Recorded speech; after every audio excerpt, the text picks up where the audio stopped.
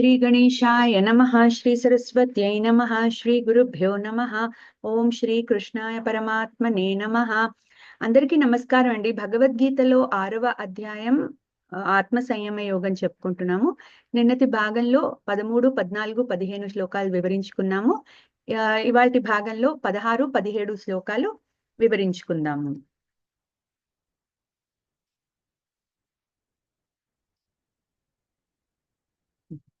ఈ అధ్యాయంలో 10వ శ్లోకం నుండి భగవానుడు ధ్యానం చేసే పద్ధతులు, నియమాలు చెప్తున్నారు. 13వ శ్లోకంలో ధ్యానయోగ సాధన చేసే సాధకుడు ఎట్లా కూర్చోవాలో చెప్పారు. తన వెన్ను, తల, మెడ మూడింటిని సమంగా, నిశ్చలంగా ఉండేట్టుగా ఒక ఆసనంలో కదలకుండా కూర్చుని తన యొక్క నాసికా భ్రూమధ్య స్థానాన్ని చూస్తూ తన మనస్సును బాగా నిగ్రహించి పరమాత్మ యందే నిలిపి ధ్యాన సాధన చేయమని చెప్పారు. 14వ శ్లోకంలో ధ్యానంలో స్థిరంగా ఉండడానికి సాధకుడు మనస్సును ప్రశాంతంగా ఉంచుకుని అన్ని రకాల భయాలు పోగొట్టుకుని బ్రహ్మచారి యొక్క నియమాలను పాటిస్తూ పరమాత్మే పరమలక్ష్యమని తలుస్తూ తన మనస్సును పరమాత్మపై నిలిపి ధ్యానం చేయమని చెప్పారు. ఈ విధంగా ఎల్లవేళలా తన మనస్సును యోగ సాధన ద్వారా పరమాత్మ యందు ఏకాగ్రం చేసుకుంటూ మనస్సును నిగ్రహించుకున్న యోగి భౌతిక బంధాల నుండి విముక్తి పొంది పరమాత్మ యందే స్థితుడై ఉంటాడని, అట్లాగే అత్యున్నత ఆనందాన్ని పొందుతాడని చెప్పారు 15వ శ్లోకంలో. మోక్షము ధ్యానయోగం యొక్క అత్యుత్తమ ప్రయోజనము అని చెప్తున్నారు. ఇప్పుడు 16వ శ్లోకం నుండి ఇంకొన్ని ధ్యానయోగ నియమాలను వివరిస్తున్నారు. 16వ శ్లోకంలో ధ్యానయోగంలో పరిపక్వత పొందడానికి ఆహార నిద్రల నియంత్రణ అవసరమని చెప్తున్నారు. 16వ శ్లోకం చూద్దాం. నాత్యశ్నతస్తు యోగోస్తి నచైకాంతమనశ్నతః నచాతి స్వప్నశీలస్య జాగ్రతో నైవ చార్జున. నాత్యశ్నతస్తు యోగోస్తి నచైకాంతమనశ్నతః నచాతి స్వప్నశీలస్య జాగ్రతో నైవ చార్జున. ఈ శ్లోకం యొక్క పద విభజన తెలుసుకుందాం.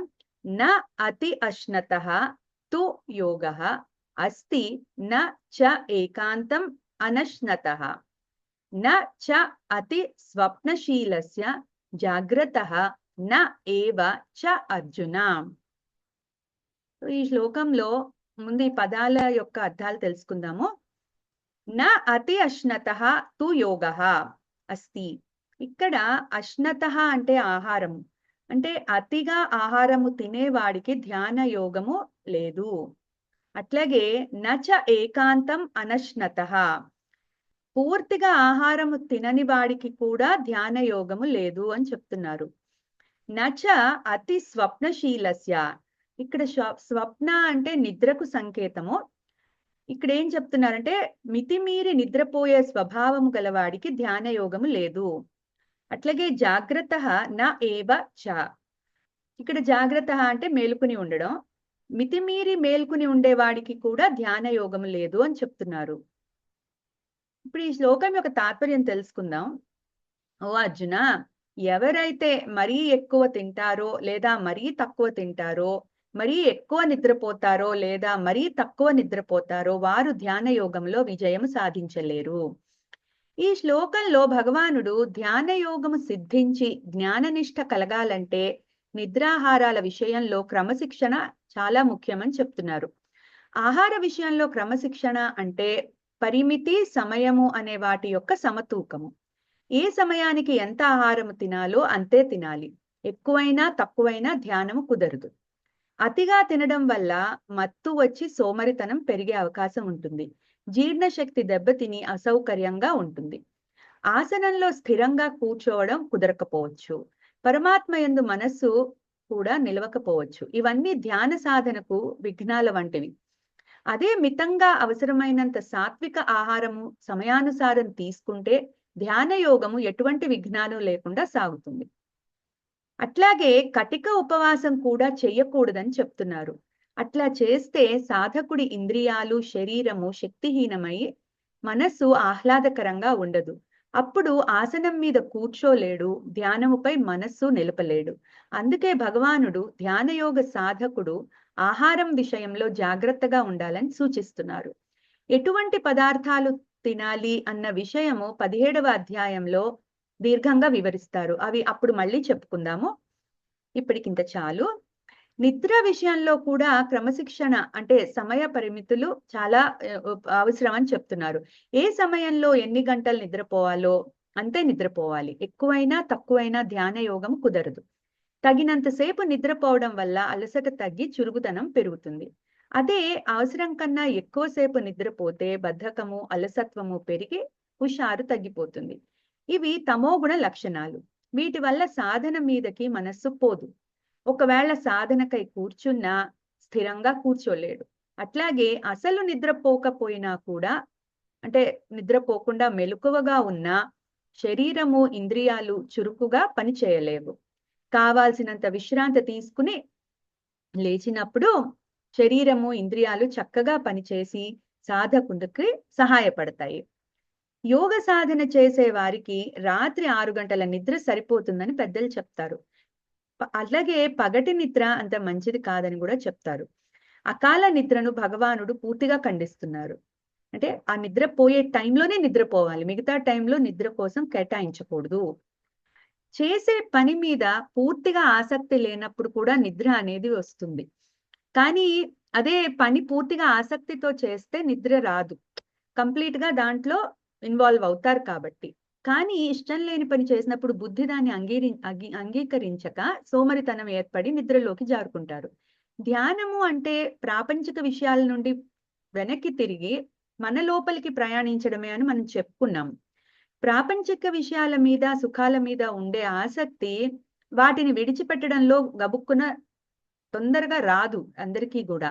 అది సాధనతోనే వస్తుంది. సో ఈ ఆనందాలు కూడా శాశ్వతం కాదు అనే వివేకము తెచ్చుకుని శాశ్వతమైన పరమాత్మ వైపు తిరగగలగాలి. అది అందరి వల్ల కాదు. ముందు విచారణ చేయాలి. తరువాత మనస్సుని ప్రాపంచిక విషయాల నుండి మెల్లగా భగవంతుడి వైపుకు మరల్చాలి. బుద్ధితో మనస్సుని ధ్యానానికి అలవాటు చేయాలి. ఇవన్నీ ఒక్క రోజులో జరిగేవి కాదు. ధ్యానము మానేయడానికి చాలా మంది కారణాలు వెతుకుతూ ఉంటారు. సో అలా కారణాలు వెతకకుండా ప్రయత్నిస్తూనే ఉండాలి. కొంచెం సేపు అయినా సరే చెయ్యాలి. అది మెల్లగా పెంచుకుంటూ వెళ్ళాలి. సో క్రమంగా బుద్ధి సహకరిస్తుంది. ధ్యానం చేయనందుకు కారణాలు వెతుక్కుంటే ఎవరిని మనం మోసం చేస్తున్నాము అన్నది ప్రశ్న ఒకసారి మనం వేసుకోవాలి. ఎవరో కోసం మనం ధ్యానం చేయట్లేదు, మన కోసమే మనం చేసుకుంటున్నాం. సో మనం ఎలివేట్ చేసుకోవడానికి ధ్యానం చేస్తున్నాం కాబట్టి ఇట్లా ధ్యానం చేయడానికి మానేసినప్పుడు కారణాలు మనం ఎవరితో అయినా చెప్పినప్పుడు అది మనమే వంచుకుంటున్నట్టు అవుతోందని గుర్తుపెట్టుకోవాలి. ఎవ్వరికీ మనం సంజాయిషి చెప్పాల్సిన అవసరం లేదు. మన మనస్సాక్షికి మనం సంజాయిషి చెప్పుకుంటే సరిపోతుంది. సో ఆ ఒక్క కోణంలో గనక మనం ఆలోచిస్తూ ఉంటే అప్పుడు ఈ ధ్యానం వైపు ఆటోమేటిక్ గా మనం మనసు పెట్టగలుగుతాము. సో ఆహారము, నిద్ర రెండూ కూడా సాధకుడికి సమంగా ఉన్నప్పుడు శరీరము ఆరోగ్యంగా ఉండి సాధనకి సహకరిస్తుంది. ఈ శరీరము సాధనకు ఉపయోగపరుచుకోవాలి అని చెప్తున్నారు. శరీర పటుత్వం లేకపోతే సాధన అనేది చెయ్యలేము. ఫర్ ఎగ్జాంపుల్ మనకు ఒక రోజు తలనొప్పిగా ఉంటే కొంచెం సేపు కూడా మనం కాన్సన్ట్రేటెడ్ గా ధ్యానంలో కూర్చోలేము. అది తగ్గేదాకా మన మైండ్ దాని మీదే ఉంటుంది. అందుకని అదే కాదు, శరీరంలో మనకి ఏ పార్ట్ సరిగ్గా లేకపోయినా దాని మీదకి దృష్టి పోతుంది, కానీ ధ్యానం మీద మనము కాన్సన్ట్రేట్ చేయలేము.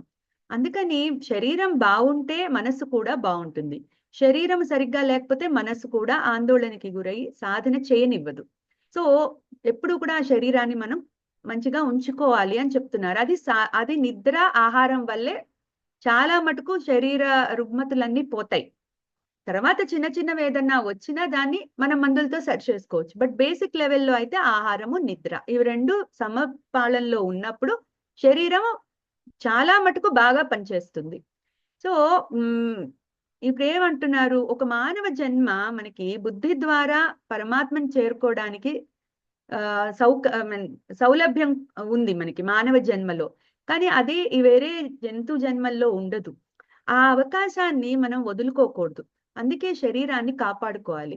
ఈ శరీరం ఉన్నంతసేపే మన సాధనైనా ఏదైనా కూడా. సో ఆ శరీరం సరిగ్గా ఉంటేనే మానవులు వారి పరమ లక్ష్యమైన పరమాత్మను పొందగలుగుతారు. అయితే ఆ శరీరంతో తాదాత్మ్యం చెందకుండా, దాని పట్ల మమకారం లేకుండా, దాన్ని సాధనకు ఒక ఉపకరంగా తెలుసుకొని సాధన చేయమని చెప్తున్నారు. ఇది చాలా ఇంపార్టెంట్. మనం అంటే నేనే శరీరాన్ని అనే ఒక భావన నుంచి ముందు బయటికి వచ్చి, నేను వేరు, శరీరం వేరు. కాకపోతే ఈ శరీరం నాకొక ఇన్‌స్ట్రుమెంట్.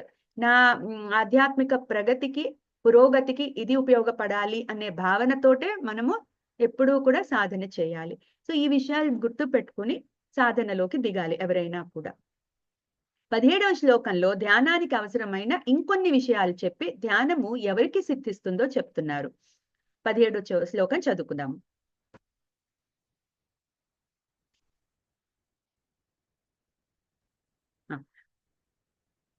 యుక్తాహార విహారస్య యుక్తచేష్టస్య కర్మసు యుక్తస్వప్నావబోధస్య యోగో భవతి దుఃఖః.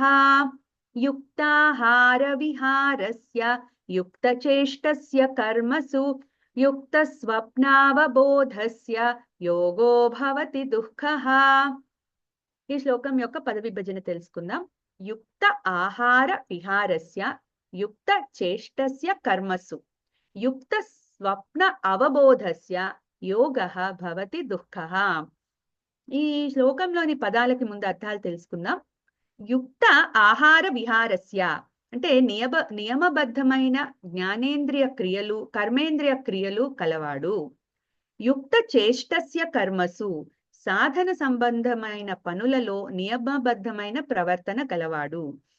యుక్త స్వప్న అవబోధస్య నియమబద్ధమైన నిద్ర మెలకువ గలవాడు. యోగః భవతి దుఃఖః ధ్యాన యోగము సర్వ దుఃఖాలను పోగొడుతుంది. సో ఇక్కడ ఏమంటున్నారంటే నియమబద్ధమైన జ్ఞానేంద్రియ క్రియలు, కర్మేంద్రియ క్రియలు, సాధన సంబంధమైన పనులలో నియమబద్ధమైన ప్రవర్తన, నియమబద్ధమైన నిద్ర మెలకువ గల సాధకుడికి ధ్యాన యోగము సర్వ దుఃఖాలను పోగొడుతుంది అని భగవానుడు అర్జునుడితో చెప్తున్నారు. ఇక్కడ ఆహారాలు, విహారాలు అని 2 పదాలు వాడారు. ముందు వీటిని అర్థం చేసుకుందాం. మన మనస్సు జ్ఞానేంద్రియాల ద్వారా అంటే ముక్కు, చెవి, కన్ను, చర్మము, నాలుక వీటి ద్వారా బయట విషయాలను మన మనసు గ్రహిస్తుంది. ఈ విషయాలన్నీ ఇంద్రియాలకు, మనసుకు ఆహారాల వంటివి. అట్లాగే మన కర్మేంద్రియాల ద్వారా అంటే కాలు, చెయ్యి, వాక్కు, పాయు, ఉపస్థ ద్వారా క్రియలు మనం ఆచరిస్తాం. ఈ క్రియలను విహారాలు అని అంటారు. భగవానుడు ఒక ధ్యానయోగ సాధకుడికి ఆహారాలు, విహారాలు నియమబద్ధమై ఉండాలని చెప్తున్నారు.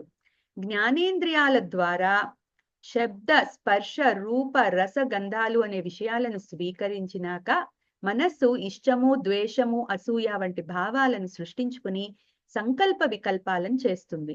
వీటి వల్ల మనిషి సుఖాలు, దుఃఖాలు అనుభవిస్తూ ఉంటాడు.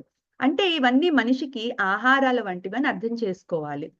ముందు శ్లోకంలో చెప్పినట్టు ఆహారము సమయానుసారం చెయ్యాలి, కానీ అదొక్కటే సరిపోదు, పవిత్రత కూడా ఉండాలి అని చెప్తున్నారు. అన్న రూపమైన ఆహారము ప్రధానంగా శరీర పౌష్టికతకు దోహదపడ్డా కూడా అది మనస్సును కూడా ప్రభావితం చేస్తుంది. పవిత్రత అంటే ఏంటి అంటే బాహ్య శుచి ఒక్కటే కాకుండా మనస్సును కామక్రోధాల నుండి వెనక్కి మరల్చి పరమాత్మ వైపు తిరిగేటట్టు చేయడమే పవిత్రత అంటే ఆధ్యాత్మిక పరంగా. దానికి సహకరించే ఆహారాలే పవిత్ర ఆహారాలు. కొన్ని ఆహారాల వల్ల అంటే సత్వ, రజో, తమో గుణాలు మనలో జనించి దానివల్ల మనము యాక్ట్ చేస్తూ ఉంటాము. ఇవన్నీ కూడా మళ్ళీ 17వ అధ్యాయంలో వస్తాయి, అవి అప్పుడు చెప్పుకుందాం. అయితే ఇప్పుడు ఇక్కడ ఈ పదార్థం యొక్క పవిత్రత, దానిలోని రసాయన ధర్మాలు, దాన్ని సంపాదించిన విధానము, దానిని వండి పెట్టిన మనుషుల యొక్క భావోద్వేగాలు మొదలైనవన్నిటిపైన ఆధారపడి ఉంటుంది. ఈ విషయాలన్నీ సంగ్రహించి ధర్మశాస్త్రాలు మనకు ఆహార నియమాలు అని కొన్నిటిని అందించినాయి. ఆ నియమాలను మనం పాటించాలి. అలాగే తినే ఆహారమే కాక జ్ఞానేంద్రియాల నుండి తీసుకునే విషయాల విషయంలో కూడా జాగ్రత్త పడాలి. మన మనస్సుని కలవరపరిచే ఏ ఆలోచననైనా కూడా వివేకంతో మనం వదిలేయగలగాలి. అందుకే భగవానుడు యుక్త ఆహారాలనే తీసుకోవాలని చెప్తున్నారు. ఆహారాలు ఇప్పుడు 2 రకాలు. ఒకటి మనం ఫిజికల్ గా తినేవి, రెండోది మన మన జ్ఞానేంద్రియాల నుంచి బయటవి మన మనసుకి అందించేవి. ఈ 2 కూడా ఆహారాలే. రెండిటి వల్ల మనసు ప్రభావితం చెందుతుంది కాబట్టి ఇవి 2 కూడా పవిత్రతతో కూడి ఉండాలని చెప్తున్నారు. ఇంకా విహారాలు అంటే ఏంటో చూద్దాం. విహారం అనే పదానికి వివిధ రకాలుగా అటు ఇటు తిరగడము అని అర్థం. మన కర్మేంద్రియాలకు చలన శక్తి ఉంటుంది కాబట్టి వాటి వల్ల జరిగే క్రియలన్నీ విహారాలే అవుతాయి. కాళ్ళు రకరకాల చోట్లకి తీసుకుని వెళ్తాయి. అట్లాగే చేతులు రకరకాల వస్తువులను తాకుతాయి. ఇతర కర్మేంద్రియాలు కూడా ఏదో ఒక క్రియ చేస్తూనే ఉంటాయి. ఆ క్రియలలో కూడా పవిత్రత, అపవిత్రతలు ఉంటాయి. ఈ క్రియలలో పవిత్రతాబద్ధమై కాలనియమబద్ధము అయినవే యుక్త విహారాలు. కర్మేంద్రియాలతో చేసే క్రియలను వివేకంతో చేసుకోమని భగవానుడు సూచిస్తున్నారు. అంటే మనం చేసే పనులను కాలానుసారంగా, సమయానుసారంగా చేసినా కూడా అవి ఎంతవరకు పవిత్రంగా ఉన్నాయి. అంటే మనం చేసే మనం కర్మేంద్రియాలతో చేసే పనులు కూడా మనకి పవిత్రత, మనసుకి పవిత్రతని ఇచ్చేవే అయి ఉండాలి. సో అట్లాంటి వాటినే మనం చెయ్యాలి అని సూచిస్తున్నారు ఇక్కడ. అలా కానివి ఏవి కూడా అవి మనం వాటి జోలికి పోకుండా మనం నియంత్రించుకోగలగాలి. అసలు ముందు ఇవేంటో తెలిస్తే కదా మనం నియంత్రించుకునేది. సో ఇవి తెలుసుకునే ప్రయత్నం చేసి మెల్లగా వాటిని మనం ఇంప్లిమెంట్ చేసుకోవాలి. ఇంకా నిద్ర, మెలకువ కూడా పవిత్రంగా ఉండాలని చెప్తున్నారు. నిద్ర పవిత్రంగా ఎలా ఉంటుంది? నిద్రించే మనిషి గురించి చెప్తున్నారు. అందుకని ధర్మశాస్త్రాలలో నిద్రించే మనిషికి కొన్ని నియమాలు చెప్పబడ్డాయి. ఎక్కడ పడుకోవాలి, ఎట్లా పడుకోవాలి, పడుకునే ముందు ఏం భావించాలి, అలాగే నిద్ర లేచినాక ఏం భావించాలి, ఇట్లా వారు నిద్ర విషయంలో పవిత్రత ఎట్లా సాధించవచ్చు అన్న విషయం మీద ధర్మశాస్త్రాలు మనకి కొన్ని నియమాలు ఇచ్చాయి. అవి కూడా మనం తెలుసుకునే ప్రయత్నం చేస్తే, పెద్దవాళ్ళని, గురువులని అడిగి అప్పుడు మనం ఆ నిద్ర విషయంలో కూడా పవిత్రత అనేది సంపాదించుకోగలుగుతాము. సో మెలుకుని ఉన్నప్పుడు కూడా ఆలోచనలు, మాటలు, చేష్టలు పవిత్రంగా ఉండాలి. ఎట్లా పడితే అట్లా ఆలోచనే మాటలు అవుతాయి, మాటలే చేష్టలు అవుతాయి. సో అందుకని మనోవాక్కాయ కర్మలన్నీ కూడా మనము పవిత్రంగా చేయాలి. మనస్సులో జనించిన ఆలోచనే మాటగా వస్తుంది బయటికి. ఆ మాటే రేపు క్రియగా మనం చేసి చూపెడతాం. అందుకని మనోవాక్కాయ కర్మలన్నీ కూడా మనము పవిత్రంగా ఉండేటట్టు చూసుకోవాలి. ఒకటి మాట్లాడి, ఒకటి చేసి, ఒకటి ఆలోచించి, ఒకటి మాట్లాడి, ఒకటి చేసి, ఇట్లాది ఈ క్రమం ఎప్పుడు తప్పకూడదు. సో ఇది కూడా ఒక తపస్సు లాంటిది. మనోవాక్కాయాలు మనం క్రమంగా సమంగా ఉంచుకోవడం ఒక తపస్సు లాంటిది. ఈ విషయం కూడా 17వ అధ్యాయంలో చెప్తారు. సో అది కూడా మనం తర్వాత చూద్దాం. సో ఇవన్నీ కూడా మనం ఒక క్రమబద్ధంగా తెలుసుకుని చేసినప్పుడు ఆహారము, ఇటు నిద్ర, మెలకువ, మనం చేసే పనులు, మెలకునున్నప్పుడు చేసే పనులు, ఇవన్నీ కూడా మనకి సెట్ రైట్ అవుతాయి. అందుకే యుక్త స్వప్నావబోధస్య అని చెప్తున్నారు. అంటే పడుకున్నప్పుడు, మేలుకున్నప్పుడు కూడా మనం చేసేవి నిద్ర, మెలకువ కూడా 2 పవిత్రతతో కూడి ఉండాలి అని చెప్తున్నారు. ఇంక మేల్కొన్నప్పుడు అంటే మనం చేసే ఆలోచనలు, మాటలు, అలాగే కర్మలు, ఈ 3 పవిత్రత. అంటే మన మనసుకు ఏవైతే పవిత్రతనిస్తాయో, ధ్యానానికి సహకరిస్తాయో అవే మనం చేయాలి. ఒక ఆలోచన మనకి ధ్యానానికి అడ్డుపడుతోంది అనుకుంటే దాన్ని వదిలేయాలి. అది మన బుద్ధి మనకి చెప్తూనే ఉంటుంది. అది ఎవరో బయట వాళ్ళు చెప్పక్కర్లా. మన బుద్ధే మనకి ఒక ఇండికేషన్ ఇస్తూ ఉంటుంది, మీరు తప్పు చేస్తున్నారు అని. సో మన బుద్ధిని ఒక్కొక్కసారి మనం మాట వినాలి. కేవలం మనసు యొక్క మాటే కాదు, బుద్ధి మాట కూడా వినాలి. అప్పుడు మనస్సు అనేది దారిలో పడుతుంది. ఇది గుర్తు పెట్టుకొని మనము సాధన చేయాలి. చివరిగా యుక్త చేష్టస్య కర్మసు అని చెప్తున్నారు. అంటే మనం చేసే సాధనకు సంబంధించిన కర్మలన్నీ శాస్త్రానుసారం ధర్మబద్ధంగా ఉండాలని సూచిస్తున్నారు. ఈ విషయాలు కూడా మళ్ళీ 17, 18 అధ్యాయాల్లో వివరిస్తారు. కానీ ఇక్కడ మనం ధ్యానం చేసేటప్పుడు శరీరాన్ని మరీ కష్టపెట్టకుండా సాధన చేయాలని గుర్తుపెట్టుకోవాలి. సాధన చేసేటప్పుడు అతిగా శరీరాన్ని కష్టపెట్టకూడదు. ధ్యానము అంటే కూర్చోలేకపోయినా గంటలు గంటలు కూర్చోవడం అట్లాంటి పనులు చేయకూడదు. మనకి ఎంతవరకు వీలవుతుందో అంతవరకే కూర్చుని మెల్లగా దాన్ని క్రమబద్ధంగా పెంచుకుంటూ పోవాలి. ముందు అలవాటు చేయాలి బాడీని, మనస్సుని కూడా. అట్లా పెంచుకుంటూ పోయాలి తప్ప దాన్ని మూర్ఖంగా చేయొద్దని చెప్తున్నారు. అందుకనే యుక్త చేష్టస్య కర్మసు అంటే సాధనాపరమైన పనులు మనం ఏమైతే చేస్తున్నామో దాని వల్ల మన మనసుకి కష్టం కలగకూడదు. మన బాడీకి మనసుకి కూడా కష్టం కలగకుండా మనం చేసుకుంటూ వెళ్ళాలి. సో అట్లా ఎంత వీలైతే అంత చేస్తూ క్రమంగా సాధనా సమయాన్ని పెంచుకోవాలి. ఈ క్రమంలో మనం తీసుకునే ఆహారము, మన ఆలోచనలు, క్రియలు అన్నీ మన ధ్యానాన్ని ప్రభావితం చేస్తాయని గుర్తుపెట్టుకోవాలి. ధ్యానము అనేది స్వతంత్రంగా అంటే ఇండిపెండెంట్ గా చేసేది కాదు. ఇవన్నీ మనకి వెనక సహకరిస్తూనే ఉంటాయి. సో ఇవన్నీ ఇంటర్ రిలేటెడ్. ఇది గుర్తు పెట్టుకోవాలి. ఇప్పుడు చెప్పినవన్నీ అనుకూలంగా ఉంటేనే అంటే మన ఆహారము, ఆలోచనలు, క్రియలు, నిద్ర, మెలకువ ఇవన్నీ మనకి అనుకూలంగా ఉన్నప్పుడు ధ్యానము త్వరగా సిద్ధించి సాధకులకు సర్వ దుఃఖాల నుండి విముక్తి ప్రసాదిస్తుంది అని చెప్తున్నారు. అంటే ఏంటి? మోక్షం ప్రసాదిస్తుంది. సో అది ఒక్క రోజులో వచ్చేది కాదు. మనం ఇన్ని ఫ్యాక్టర్స్ ని మనం సెటరైట్ చేసుకుంటూ వచ్చి అప్పుడు గాని మనకి ధ్యానము అనేది సిద్ధించదు. అయితే ఇప్పుడు మనం చెప్పుకున్న ఈ నియమాన అన్ని కూడా ధ్యాన యోగులకే కాదు, అవి ఒక కర్మయోగికి కూడా ఉపయోగపడతాయి.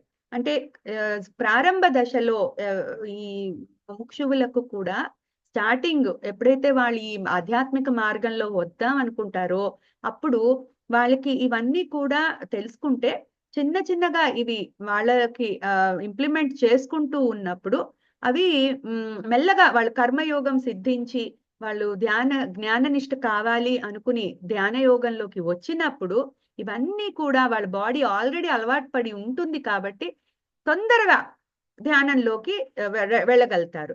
సో ఇవన్నీ గుర్తు పెట్టుకొని తెలుసుకొని ముందు నుంచే గనక మనం పిల్లలకి కూడా ఇవన్నీ అలవాటు చేస్తే వాళ్ళు కూడా తొందరగా ఈ మార్గంలోకి వచ్చి వాళ్ళ లైఫ్ ని వాళ్ళు సెట్ చేసుకోవడమే కాకుండా హ్యాపీగా కూడా ఉండగలుగుతారు. సో ఇవన్నీ మనము ఇంట్లో ఒక కల్చర్ గా అలవాటు చేసుకోవాలి. ఒక కల్చర్ పెద్దవాళ్ళు చేస్తే చిన్నపిల్లలు కూడా చేస్తారు. ఒకప్పుడు అందరిళ్లలో ఇవి చేసేవాళ్ళు. కాకపోతే క్రమంగా మన లైఫ్ స్టైల్ మారడం వల్ల ఇవన్నీ మనం చేయలేకపోతున్నాము. కానీ తెలుసుకుని భగవద్గీతలో ఏముంది ఇవన్నీ తెలుసుకుని ప్రతివాడికి భగవద్గీతలో ఒకటి గుర్తుపెట్టుకోవాలి, భగవానుడు ఎక్కడా కూడా నువ్వు ఇదే చెయ్యి అని చెప్పట్ల, ఎవరికి తగ్గట్టు అవి వాళ్ళు చేసుకోండి అని చెప్తున్నారు. సో మనం ఎక్కడ ఫిట్ అవుతాము అన్నది మనమే తెలుసుకొని దాని నుంచి మనం వర్క్ చేసుకోవడం అలవాటు చేసుకోవాలి. సో ఇక్కడతో 16-17 శ్లోకాలు అయిపోయాయి. 18వ శ్లోకంలో ఒక సాధకుడు తనకు యోగ సిద్ధి లభించిందో లేదో తెలుసుకోవచ్చు. అది ఎలా తెలుసుకోవాలో కొన్ని గుర్తులు చెప్తారు. అవి వచ్చే భాగంలో వివరించుకుందాము. ఇవాళకి చాలు. ఒక్కసారి 16-17 శ్లోకాలు చదువుకుని ముగించుకుందాం. నాత్యశ్నతస్తు యోగోస్తి నైకాంతమనశ్నతః నాతి స్వప్నశీలస్య జాగ్రతో నైవ చార్జున యుక్తాహార విహారస్య యుక్తచేష్టస్య కర్మసు యుక్త స్వప్నావబోధస్య యోగో భవతి దుఃఖః. చాలండి. ఇంకో 2 శ్లోకాలతో వచ్చే భాగంలో కలుసుకుందాము. ధన్యవాదాలు. జ్ఞానానందమయం దేవం నిర్మల స్ఫటికాకృతిం ఆధారం సర్వ విద్యానాం హయగ్రీవం పాస్మహే. ఏతత్ ఫలం శ్రీ సద్గురు దివ్య చరణారవిందార్పణమస్తు. సర్వం శ్రీకృష్ణార్పణమస్తు. ధన్యవాదాలు.